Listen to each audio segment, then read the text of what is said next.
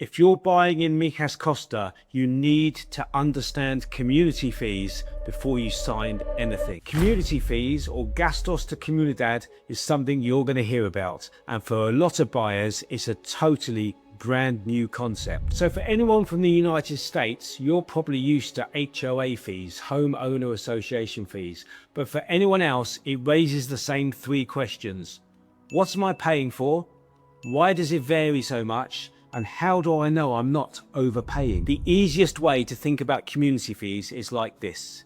It pays for the maintenance of everything inside the community, but outside the four walls of your property. So it covers things like maintenance of the gardens, the swimming pool, the elevators, the cleaning, the underground parking. Anything shared by you and your neighbours gets paid for from the community pot. And how much do you pay? Well, that's the €1,000,000 question. I've seen communities as low as €50 a month, and there's some communities in Marbella, for example, where it's nigh on €1,000 a month. By the way, if you want to get updates every time we post, hit like, follow, subscribe, and hit that notification bell.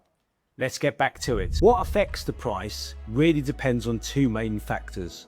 Number one, what am I actually paying for? So a community with security guards, several swimming pools, ornate fountains, gyms, co-working space, that's beautiful, but it's expensive. And the second thing that affects the price is how many owners are there to share the cost. So a small, low density community where there's just a few properties, well, that's a bigger cost burden for each individual owner. And these numbers aren't just random.